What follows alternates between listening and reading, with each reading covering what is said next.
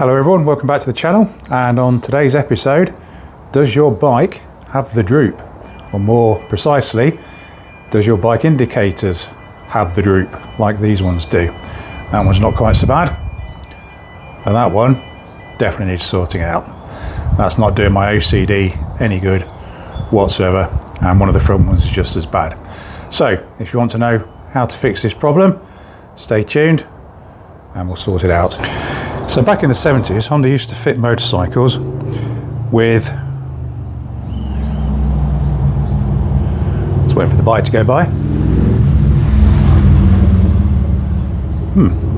So back in the 70s, Honda used to fit motorcycles with solidly mounted indicators like this one. So big bar of metal, wire going through the centre, that's not going anywhere. Nice and solid, works well, but subject to vibration, so sometimes your bulbs might fail. So to overcome that, Honda moved to a different type of fixing. So on my 1982 Honda CBX 550, the front ones, although the mounting itself here is solid, the bracket that's mounted on is rubber mounted onto the bike. So less than a vibration, but if you happen to knock into these while you're walking around, they're not likely to break off. The rear ones on my CBX are slightly different.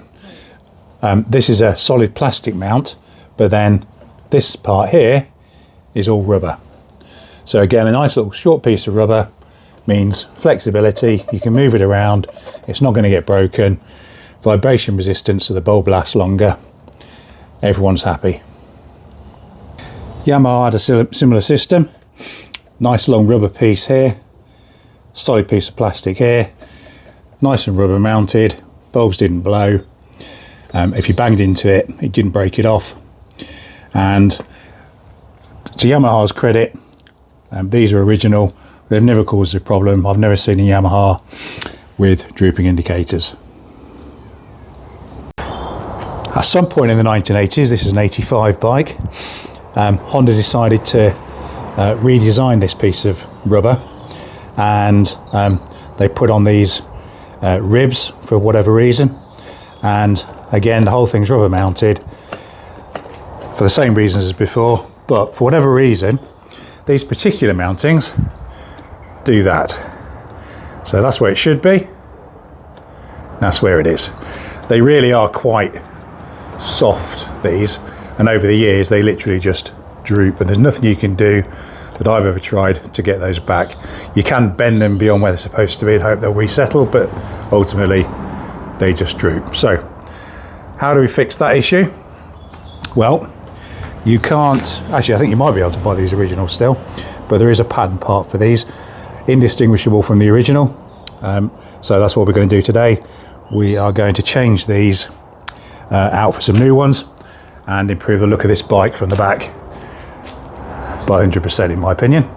Let's get on with it. So this is what we've got, sourced from David Silver Spares here in the UK. Pattern parts, as I said, but as far as I'm concerned, indistinguishable from the OEM part.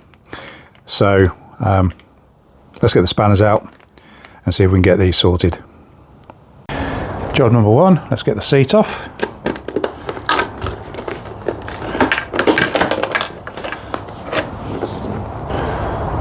I think we'll have the side panels off as well. Being careful not to break the lugs.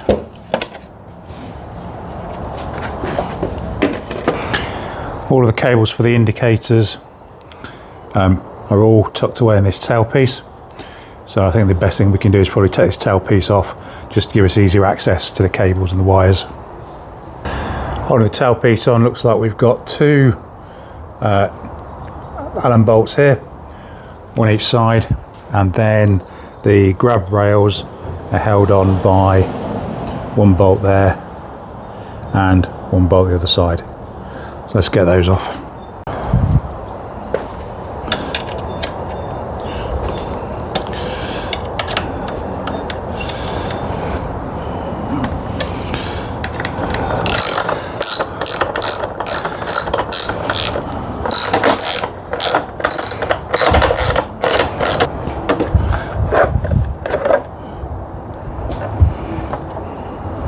There's more going on here than I thought.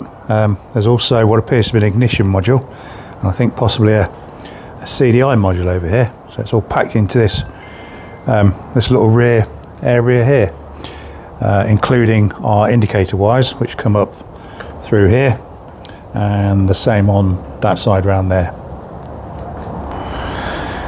So if we take a look at our new rubber mount here, we've got these two tongs protrusions on the end, and it looks like they there's a screw must come through the hard plastic bit into this, and then if we look at the other end of this, we've got the hole where the cable goes through. I'm guessing that's going to be a fixing lug, and then we've got this threaded portion which is basically right just there. I'm assuming there's a nut on the end of this which I can't get to at the moment with a socket because this is in the way, but I don't really want to take all this off. But it does look like these grab rails or lifting rails here are only held on with 2 screws.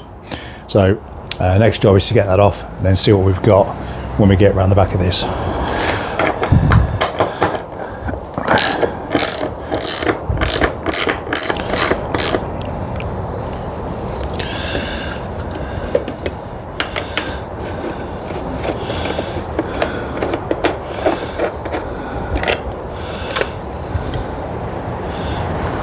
There's our rather floppy indicator, and on the back we've got 2 screws. This smaller one is purely for holding the lens in place, and interestingly, if we just take this one out using the correct JS screwdriver, of course,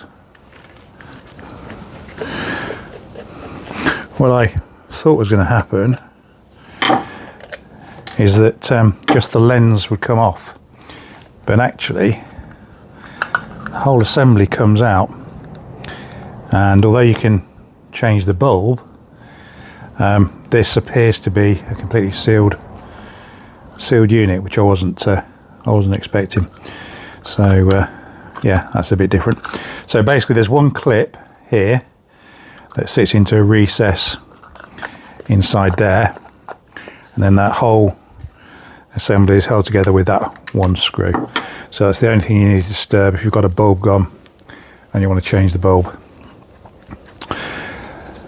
When it comes to changing the rubber, you've got the one large screw here. So we take this one out, put the camera down a little bit so you can see what's going on. There we go. That one comes out, and then this whole assembly, be careful with the wire not to break anything, should slide out. And we've got to get it all the way out because obviously the wire's got to go through the new rubber. So that's what we're left with. And now we're just going to take the rubber off, and if we turn it over, we've got one, I think that's a 10mm nut on the back holding the rubber on.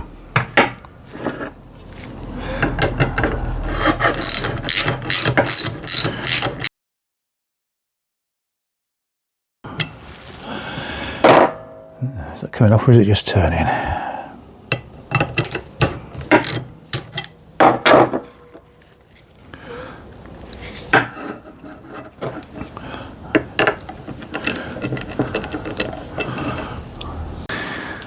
Right, best laid plans and all that.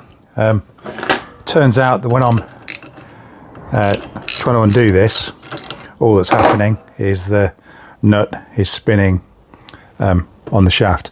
So what I've done is I'm not using any of this anyway, so I've literally just forced this all away from here. There you go.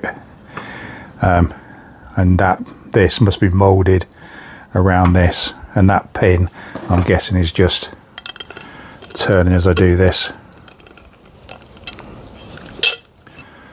Let's have a look. Yeah, looks that way. So I need to grip that to be able to get that off. Well, that's taken a lot more effort than I was expecting, including my drill, the angle grinder or angle spanner. I've had to grind away that part, and yeah, and then it was still stuck in the hole, and I had to get a center punch and punch it out. So yeah, not quite as straightforward as I was hoping, to say the least, but we got there in the end. Simplest jobs and all that.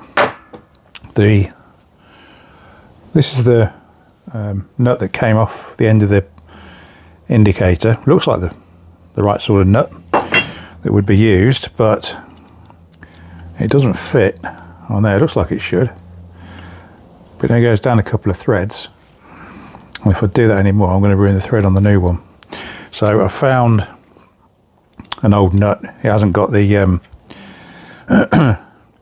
the flange on the bottom, but I think for the purposes of what I'm doing that'll be fine. I will order some of the correct nuts at some point when I'm putting an order in for other stuff, but not right now. I just want to get it working and get it MOT'd. So wise through the hole, slide it down, and then hopefully get the orientation right.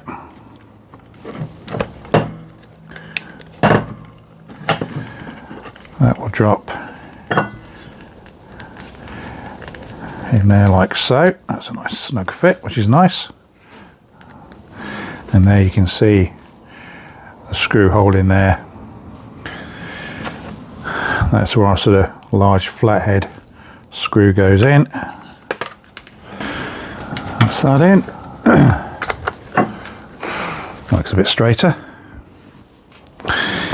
And then it's just a question of reassembling and putting the nut on. So that's it for this video. Hope you enjoyed that. If you have, please give it a thumbs up if you found it useful. Subscribe down below. More content coming along very soon.